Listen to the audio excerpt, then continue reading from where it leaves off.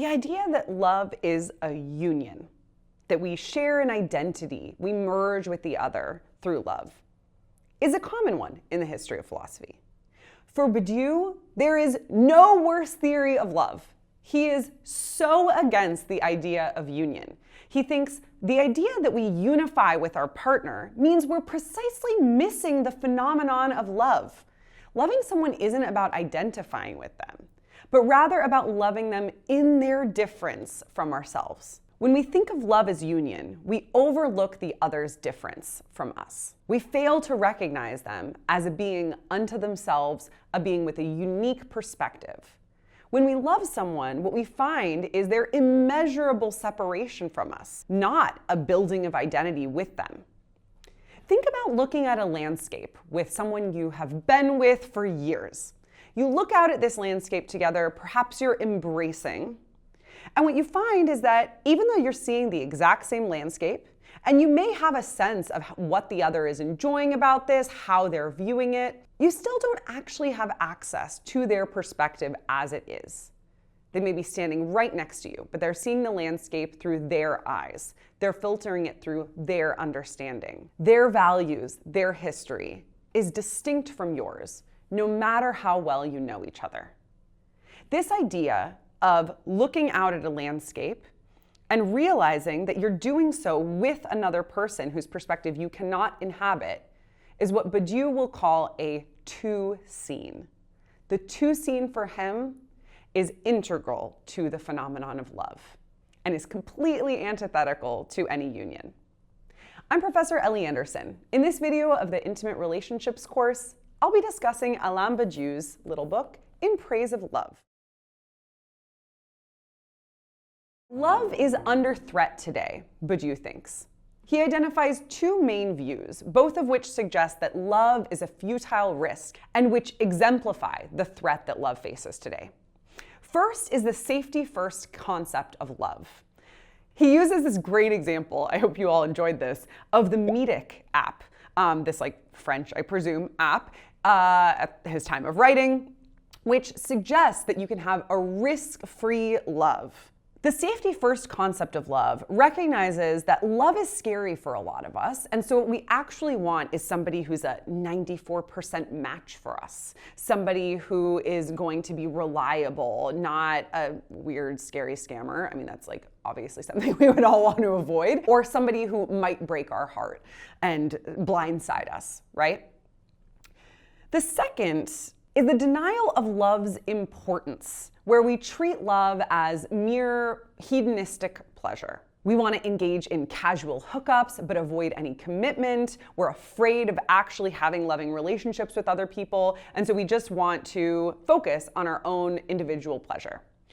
For Badiou, both the safety-first concept of love, which encourages us to gamify and avoid the risks of love through algorithmic compatibility, and the denial of love's importance through casual hookup culture, both of these are threats to love, Badiou thinks, because he doesn't think that we can actually avoid the risks of being vulnerable to other people.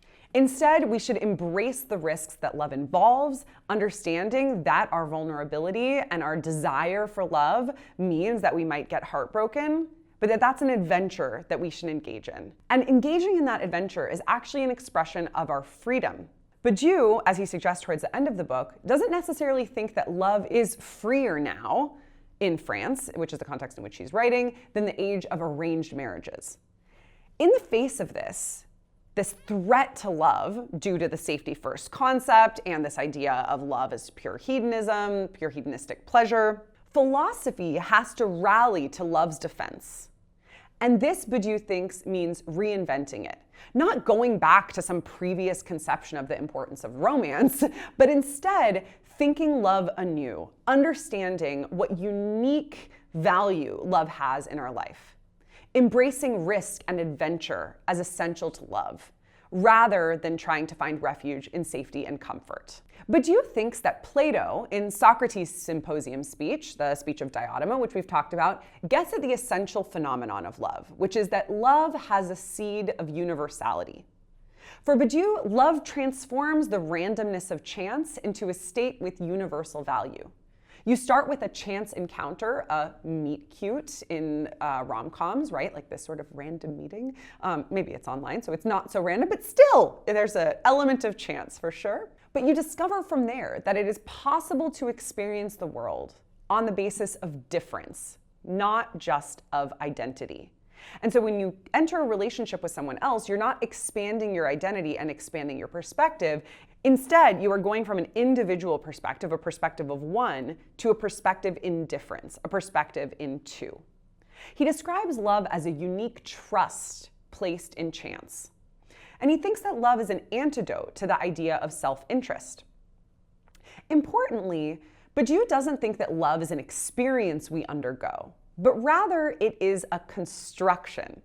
We'll get to that in a moment, but for now, let's say that this is about as far from the view of love as union or identity as you can get. He thinks that those romantic conceptions of love involve a one scene, imagined union or meltdown. This is where we get the link between love and death that we see so often in romantic literature. The idea is that once lovers unify, they actually merge so fully with each other that they can't even exist anymore. Their union is their demise. And he thinks that this is a nice romantic myth, but it's not actually indicative of the way that we love people in real life. We should keep it, relegate it to powerful art, but not model our relationships on it. It's not existentially accurate.